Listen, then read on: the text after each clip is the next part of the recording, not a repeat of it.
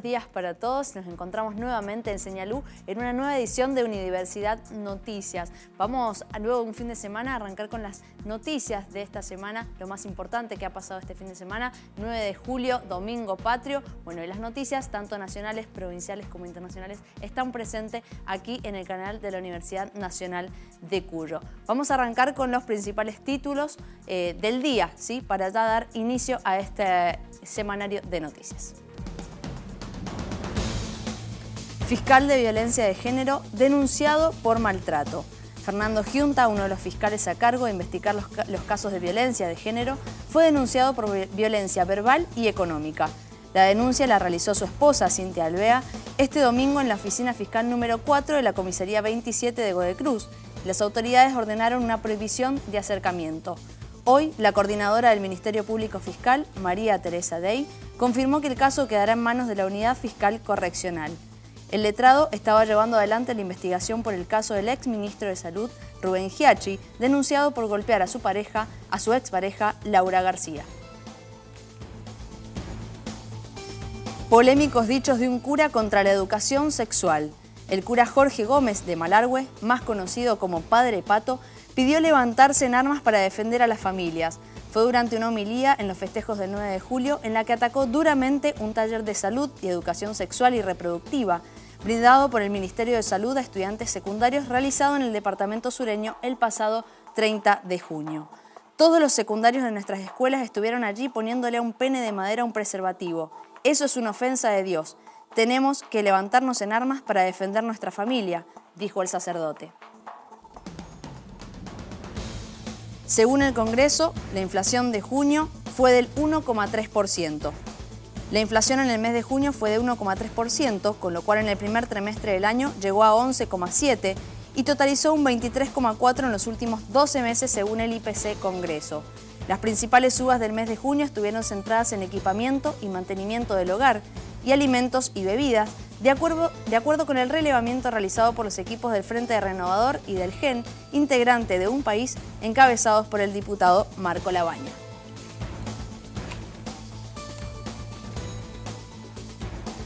Bien, ya lo adelantábamos en los títulos, el fiscal de violencia de género, Fernando Giunta, fue denunciado por maltrato por su esposa, Cintia Alvea, periodista, en el día de ayer. ¿Sí?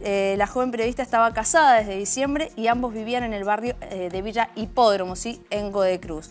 Trascendió que él la obligó a renunciar en su trabajo en un diario, según consta en la presentación formal. La relación, dice, cambió tras el casamiento.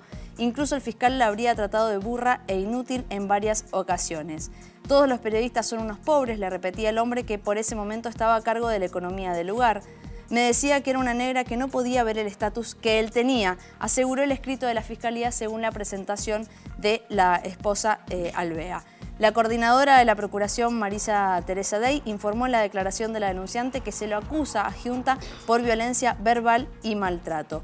La funcionaria también explicó que se decidió que la denuncia no se realizara en la propia Fiscalía de Violencia de Género, sino que el expediente sea investigado por la Fiscalía de Delitos Correccionales al cargo de la fiscal Gabriela García Cobos. Se trascendió también que Giunta estaba de turno durante la feria judicial, pero que finalmente decidió tomarse licencia y será Juan Manuel Bancalari quien se hará cargo de la Fiscalía de Violencia de Género por el momento.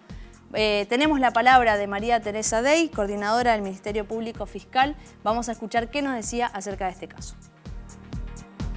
Ayer recibí una comunicación desde una oficina fiscal que había un fiscal de violencia de género que estaba siendo denunciado por su esposa. La Procuración lo primero que se preocupó fue en darle todas las garantías a la denunciante, por lo tanto se dispuso que pasara al subrogante, es decir, a la unidad fiscal subrogante, que esa causa no va a entrar a la unidad fiscal de violencia de género en razón de que allí trabaja el esposo y en razón de que están todos los auxiliares, los empleados. Y también el equipo de profesionales del EPI, que no va a intervenir. Entonces lo que primero se dispuso es dar intervención al fiscal correccional, que es el que corresponde que lo subrogue, para que intervenga en la denuncia que se le realizara y la persona fuera con tranquilidad de que puede denunciar todo lo que quiera. También se tomó como otra medida importante que toda la documentación ustedes saben que tenemos un expediente informático y el expediente papel, o sea, para evitar el miedo que tenía la denunciante de que este expediente fuera visto por el denunciado, se mantuvo todo fuera del sistema informático, diríamos, es decir, que la denuncia está en papel, pero no se ha dado acceso, porque obviamente todos los fiscales tienen acceso al expediente virtual, por lo tanto, esa garantía también se aseguró. Se dio intervención al cuerpo médico forense para que se realicen las pericias y se tomó la precaución de llamar al jefe de la sección de psicopatología para mayores garantías. Es decir, la Procuración lo que tuvo en primer lugar en cuenta es darle todas las garantías a la denunciante, con todo el expediente no va a ir a la Unidad Fiscal de Violencia de Género, va a ir a la Unidad Fiscal Correccional. Esto no significa que no se trate como una denuncia de violencia de género, se trata como una denuncia de violencia de género, se debe investigar, se toman todos los protocolos correspondientes y luego el fiscal determinará qué es lo que sucede. Otro tema que también es de interés para la Procuración es que quien estaba de turno era justamente el fiscal denunciado, por lo tanto se dispuso la subrogancia inmediata del mismo, así también le tocaba trabajar toda esta feria, por lo tanto también se solicitó a los fiscales que les toca trabajar la feria, ustedes saben que queda uno por unidad fiscal, para que lo puedan subrogar, es decir, que desde ayer ya está siendo subrogado y los casos de violencia de género, por ejemplo, en este momento está interviniendo el doctor Bancalari y así hemos hecho una resolución rápidamente y logramos una solución que puede ir variando, pero lo que queremos es asegurar la imparcialidad y que no esté interviniendo para que no esté trabajando. Es una denuncia por una discusión y tal vez un tema verbal de violencia no física. Eso es lo que yo tengo entendido, pero la que tiene que informar respecto de la denuncia, de las medidas a tomar oportunamente será la fiscal cuando tenga todas las pruebas necesarias. Bien, escuchábamos a María Teresa Deisi, coordinadora del Ministerio Público Fiscal. Nos adelantaba que estaba todo para dar las garantías a la denunciante, que así ha sido el procedimiento y que se tendrá que esperar también a que el procurador Alejandro Goulet sea quien decida sobre el futuro del fiscal.